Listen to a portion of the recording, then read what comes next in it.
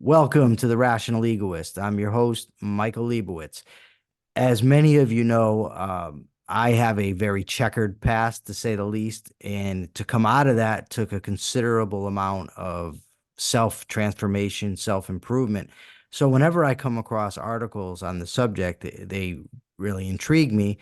And I came across one such article this week in Psychology Today. So I reached out to the author of the article to get him to come on the show, and he's well equipped to discuss the topic with us. He serves on the faculties of the Johns Hopkins School of Medicine and the Johns Hopkins Bloomberg School of Public Health, and he's also the author of more than 20 books on stress, psychological crisis intervention, disaster mental health, and human resilience, and an abundance of other topics as well. George S. Everly Jr., PhD, and a lot of other letters that I've never heard of. We've got ABPP, FAPA, and FAPM. Well, welcome to the program. Thank you so much. Good morning. I came across a quote from you. I actually posted it to my Facebook page this morning because I thought it was a very good quote. It's been said that at the end of the journey, there is always a mirror. Perhaps the journey can be made far easier if the mirror is placed at the beginning. Can you explain what that means? So there is a quote, there are variations of it in the literature that uh, at the end of a journey, meaning the journey of life, um, but it doesn't have to be a journey of life. It can be any well-circumscribed journey. There's a mirror, which means that at the end of that journey, whatever it was, we end up looking at ourselves. And part of that is the opportunity. We seldom take advantage of it. But part of that is the opportunity to say, okay, how did I get here? So it just occurred to me that let's change that quote to say basically what it said before: at the end of any journey is a mirror. Perhaps it would be best if that mirror was placed at the beginning of the journey. Every journey, and you've alluded to the challenges you've had, every journey has challenges. And I would bet everyone has the opportunity to look back at that mirror at the end and say, gee, I wish I had done something different. So we have that regret thing going. Wouldn't it have been nice to have the opportunity at the beginning of the journey to say, this is going to be a challenging journey, and here are the challenges I'm going to face. Here are the ones I know about. There are many that I don't know about, but what I do know is how I can control myself. And in the final analysis, everything comes back to us. Sadly, we live in a society that has some challenges of its own in terms of accepting responsibility. And I understand that. We teach our children. We do the best we can as parents. But if you're at all up in the child rearing literature and child development literature, you're probably aware of the fact that we have helicopter parents. We have parents that are overly protective of our children. And most of that fault falls on my generation. I'm a baby boomer. And we had the best of intentions. But in the process, we failed to teach some of the core values of life. And one of those core values is taking responsibility for your actions. And the idea of taking responsibility for your actions is great after it happens. As Maya Angelou said, and I'm paraphrasing, if I'd known better, I would have done better. It's a great line. I know better, now I will do better. But what if we just rewind all that and say, there are going to be some challenges. How do I handle those challenges? How do I handle impulsivity? How do I handle my own narcissism? How do I handle my own insecurities? And we put all that on the front end. There's a great line. I don't know whether you ever saw the movie The Gladiator. Yes, great movie. Oh, yeah, it's one of my favorites. Won a couple of Academy Awards, but there's a great line in it. And it's where Russell Crowe, the main character playing Maximus, says, What you do today echoes for eternity. Yes. And it's not to say that we can't clean up the messes we've made in life, but it'd be a heck of a lot easier if we just didn't make those messes, or at least we minimize this, right? So that's a long-winded answer.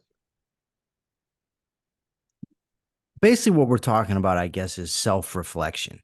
And as somebody who has had to do a considerable amount of self-reflection, it's very difficult because it often entails looking at things that we'd rather not see, painful things, weaknesses, uh, embarrassing things about ourselves. But nonetheless, if we want to know ourselves, to have that mirror that you're talking about, it's a must. What would you recommend to somebody that's beginning that process, that's just starting to take a look at themselves, but is a little bit scared to do so? Um, so there are a number of things that I've come up with over my life's journey. Again, wish I had known them when I was 16. Um, One of the things that we find a lot of is insecurity, fear of failure. And if you kind of think of a lot of the self-defeating things we do in life, it's actually compensating for two things: our insecurity and our fear of failure. Um, History is replete with people that made mistakes, but got in more trouble trying to cover up the mistakes. Yeah. And, this is reaching into history a little bit, but does anybody remember Richard Nixon, That's who came to who, my mind. Yeah. who literally lost the presidency, not because of what he did, but because of the cover up of what he did. And there are many, many examples. So the first thing I try to emphasize to people, and I give a lot of talks, and people will come up to me and say, what are some keys? They're usually younger, starting their careers. And I say, understand that life is not a one trial learning process. I mean, how many things have you done in life that you got it right the first time? Yeah, I'll talk about myself. Almost none, which means failure is necessary. It shapes the journey, it refines the process. It's necessary. So much of what we do to keep from failing is actually energy not only wasted, but grossly misdirected. If we understand that failure is stepping stone to success, we need not run from it. We need not hide or make excuses for it. And that's undergirding why we don't take responsibility for our actions.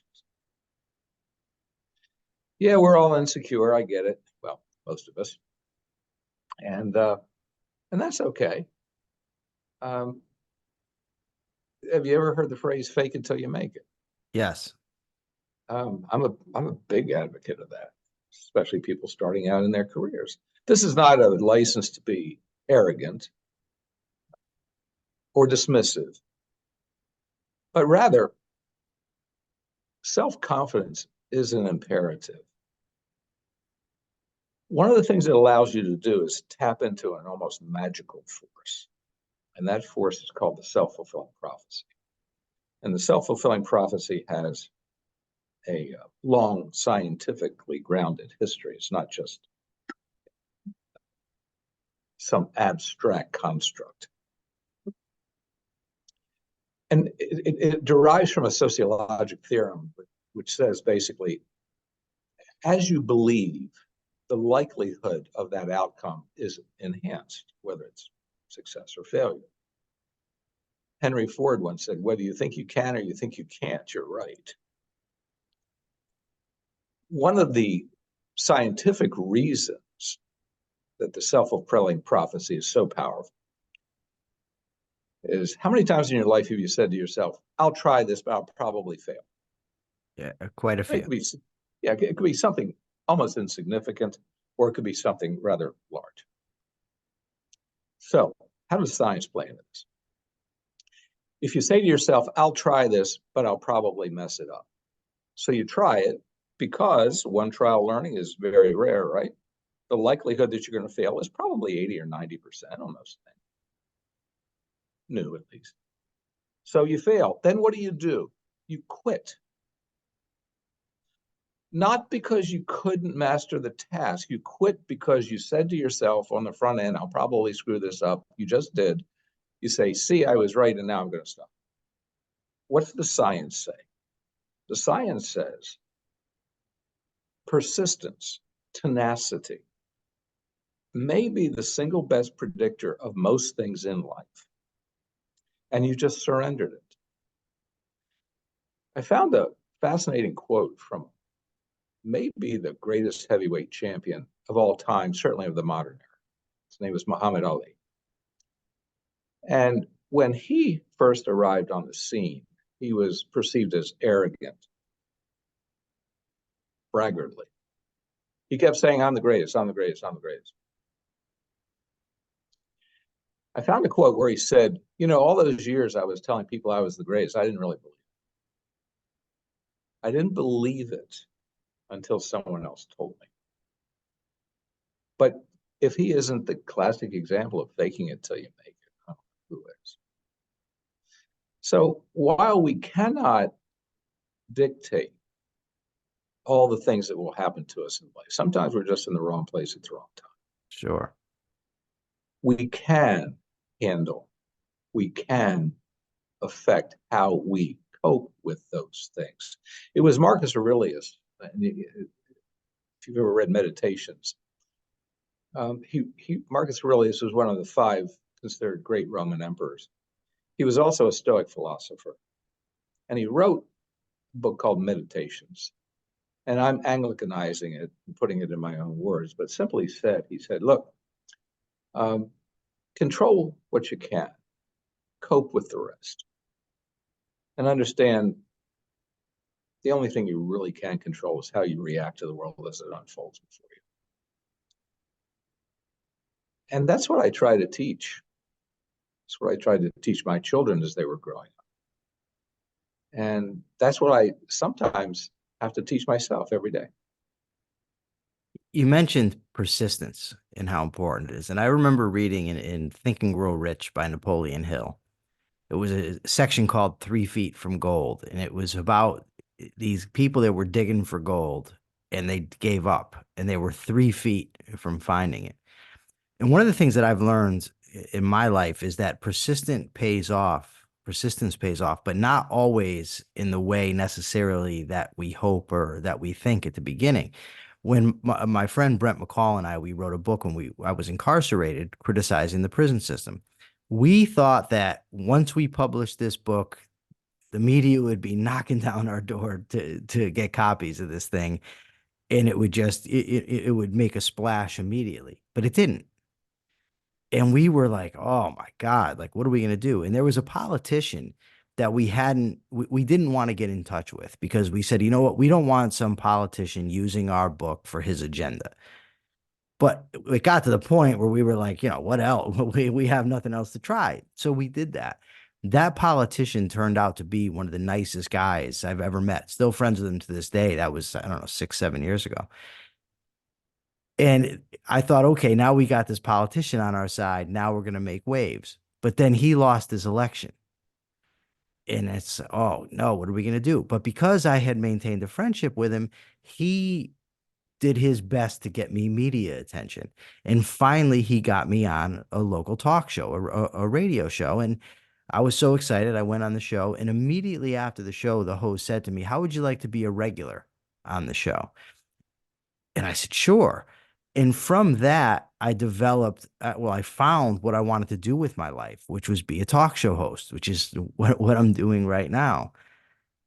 And the being persistent and keep trying to get attention for our book ultimately led me to where I am right now. When we wrote that book, I never in a million years thought it would result in me hosting my own podcast. But the persistence paid off, just not in the way that we initially expected.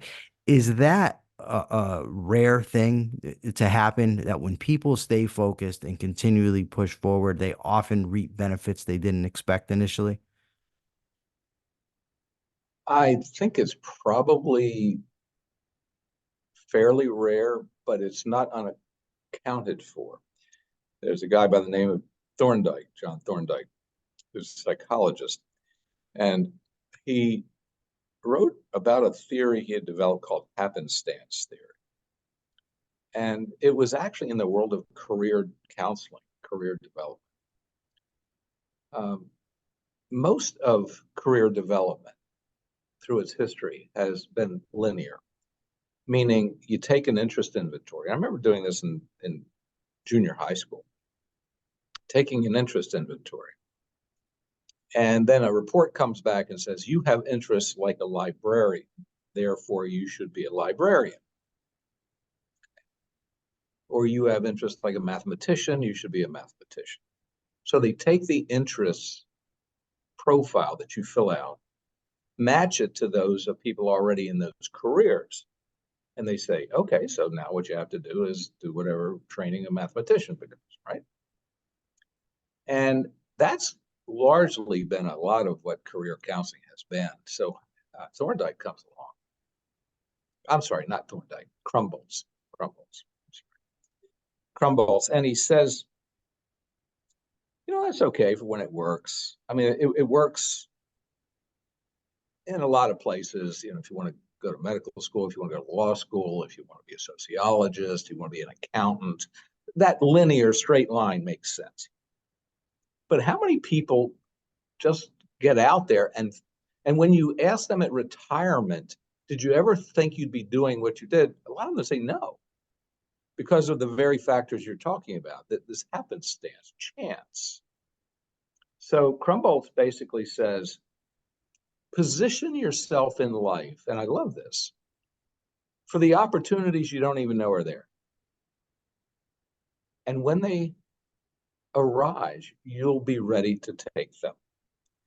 If, however, you're on a linear track, you're wearing blinders, and you may not see opportunities that are far better for you because you've got your eye on the prize, which we always say, keep your eye on the prize.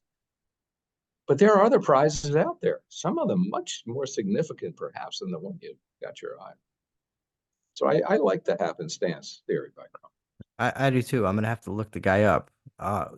The article that you wrote was primarily about something you called self-cultivation. What is self-cultivation? So it's just a term I came up with the notion, because I've been very interested in self-improvement. I started my career studying post-traumatic stress disorder and ultimately made my way through taking a look at that, treating that. I had basically, before I retired clinically, that was my core patient base. Those are the folks I would treat. But then I got into human resilience. And then I got into, this whole idea of self-help and self-improvement. And it's a multi-billion-dollar industry. Sure. And there's a lot of garbage out there, but there's a lot of really helpful stuff. So I started wading through it and realized that, and I thought of it especially in the context of a New Year's resolution. Most of us, 80% at least, fail at our New Year's resolutions. Why is that? And the answer appears to be one of them, other than we set our goals too high or something like that. But other than that, it seems to be that it's hard to acquire new things without jettisoning some of the old things that are barriers. So the idea of cultivation, I borrow from agriculture, where you have to till the soil.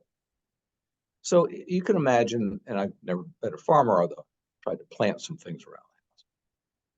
If you just go out and throw seeds on the top of the soil, this is the soil that is most nutrient depleted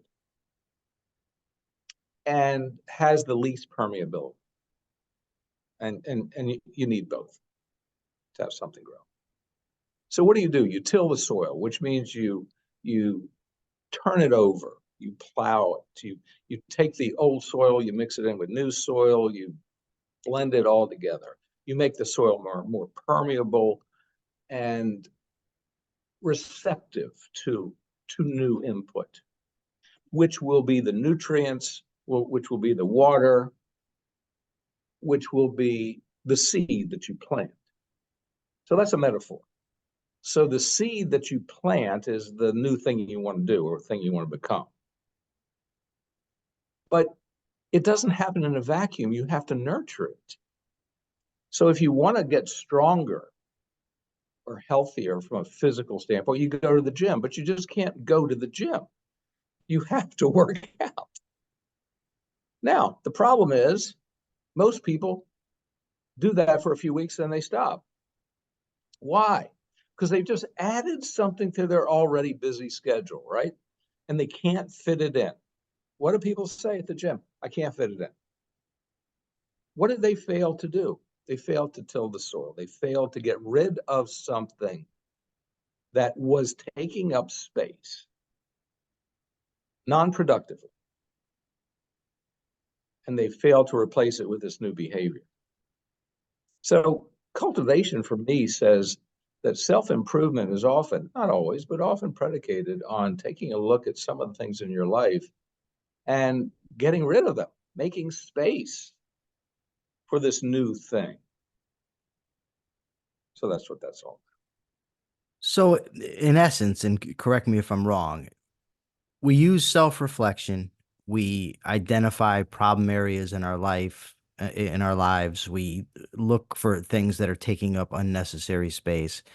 We work on the things that are wrong with us. We get rid of the things that are standing in our way, and then we replace them with the desired behaviors. But we actually have to implement those behaviors. You fake it till you make it, like you said, right?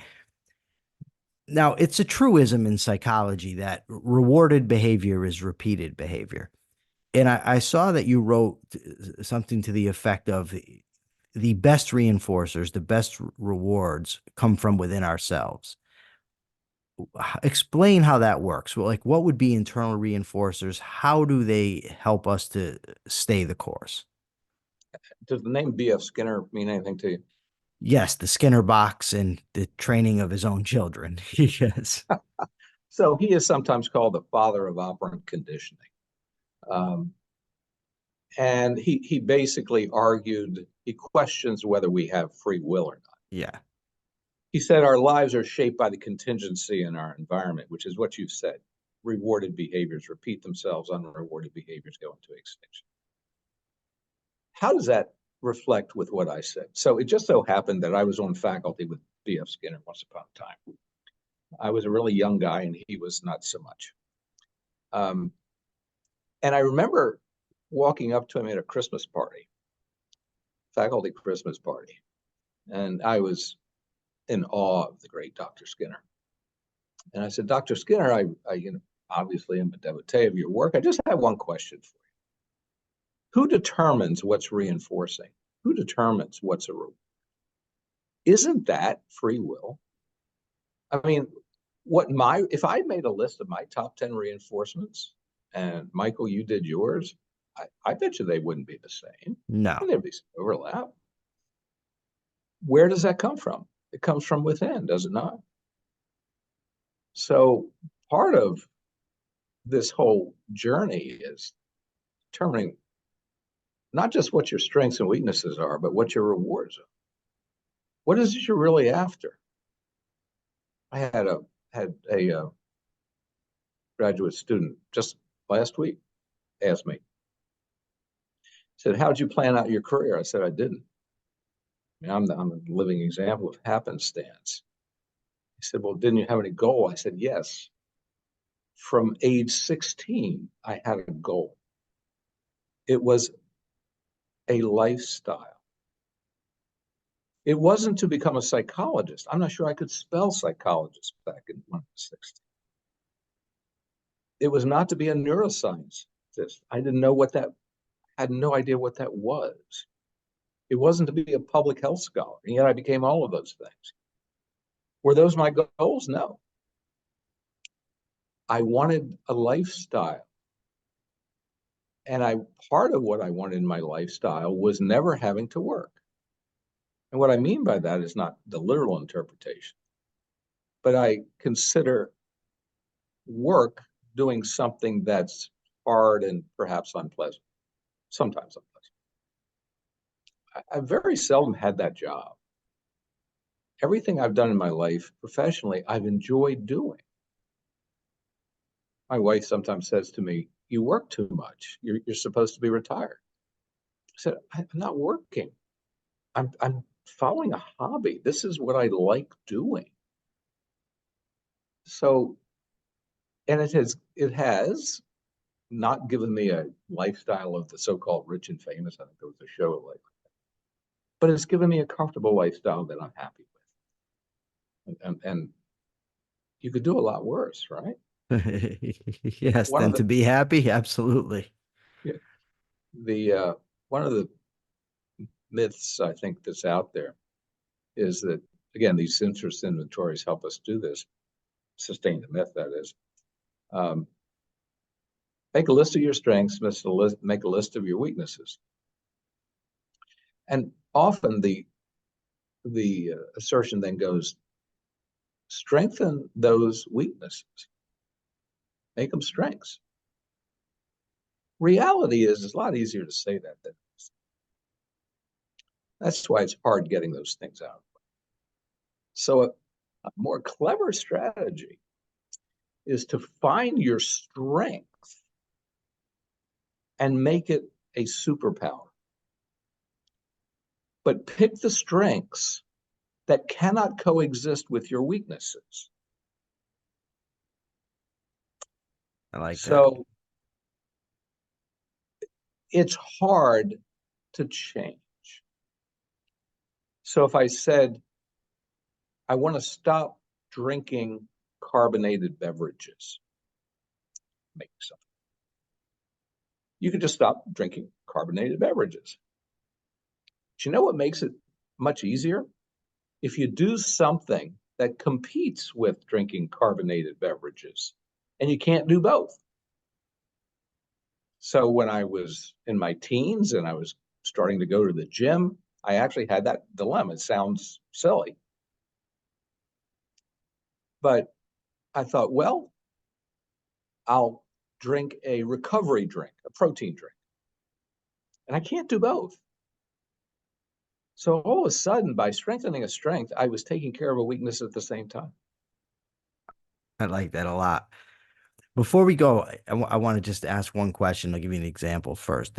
People often ask me, well, Michael, you criticized the prison system, but yet you spent, a quarter century there and you were able to change. So how do you explain that?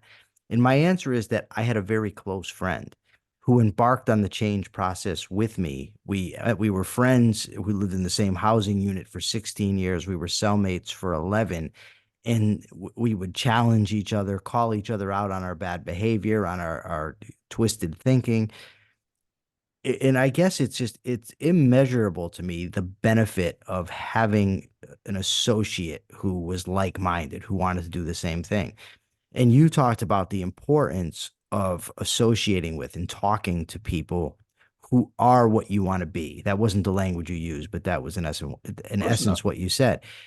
So how important is that if you want to be a better person, you want to improve yourself, to start associating with people that are where you want to go?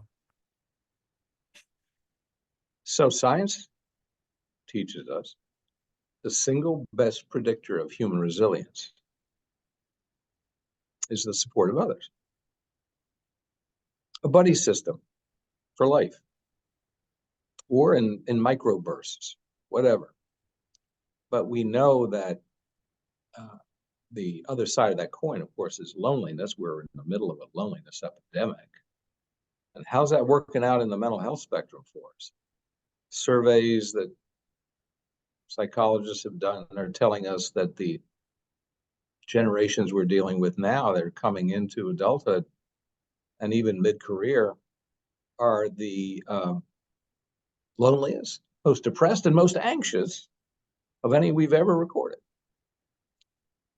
So there is in and of itself a direct downside to being lonely, but there's a direct upside, not just compensating for loneliness, but there's a direct upside to going through life with a friend, a colleague, a confidant, a buddy.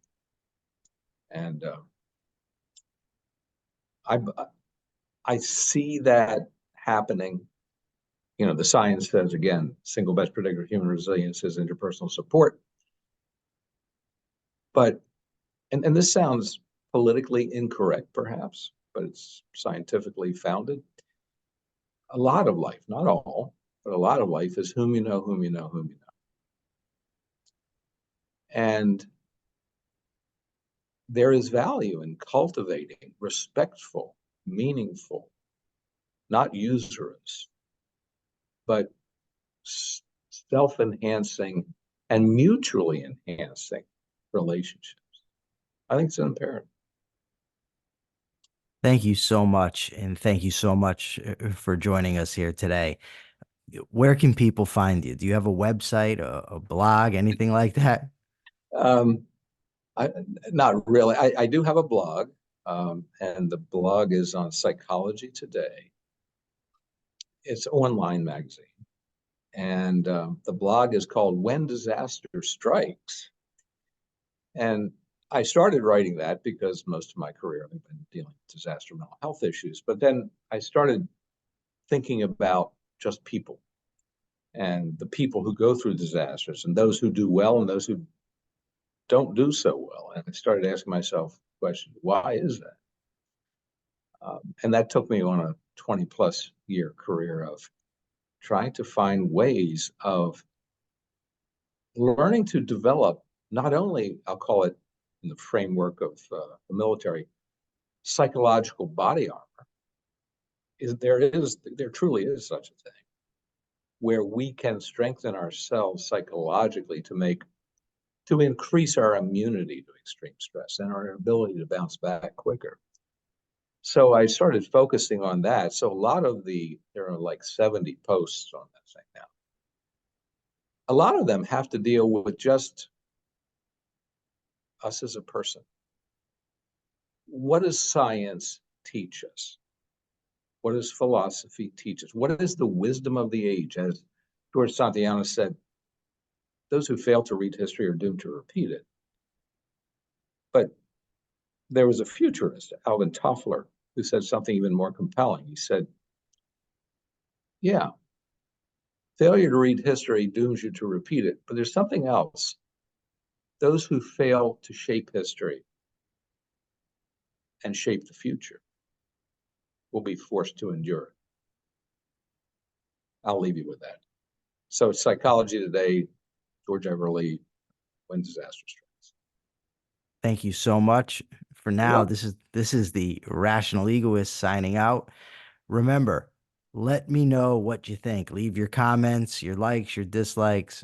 They help tremendously. Till next time.